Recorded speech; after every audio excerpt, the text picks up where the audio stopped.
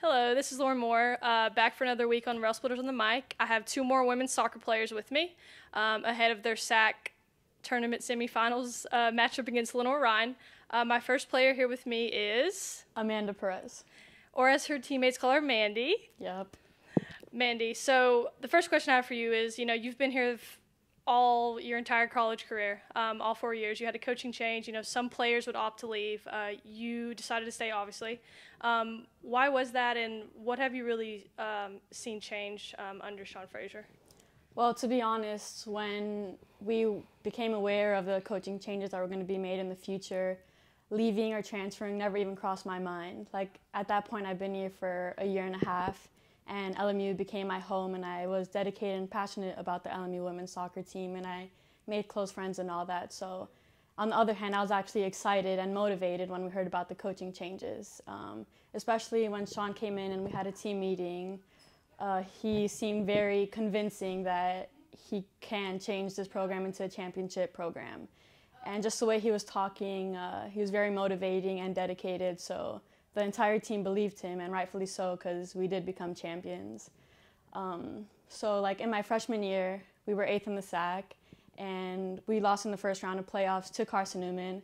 So you fast forward to my senior year, Sean's second year of coaching, and then we beat Carson Newman in the SAC final.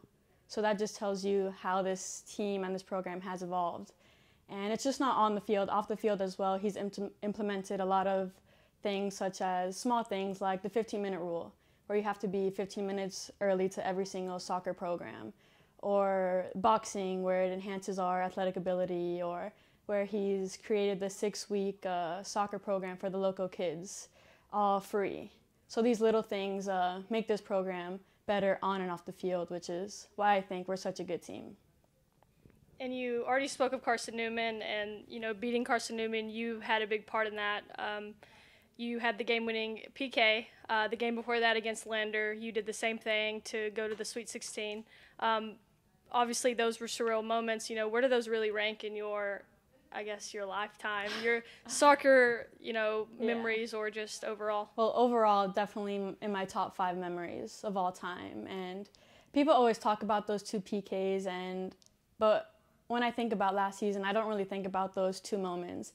I think about the season as a whole. I think anyone who played last year could tell you that there's no defining moment for last year. Like, the whole thing, the whole ride was just something special. And just from beating LR to Lander to Carson Newman, everything put together just makes it one of the best memories I've ever had, and definitely my favorite soccer season by far. So yeah. Okay, now I'm here with Rachel Taylor. Hello, Rachel. You're a Tennessee girl like myself. So why did you pick LMU?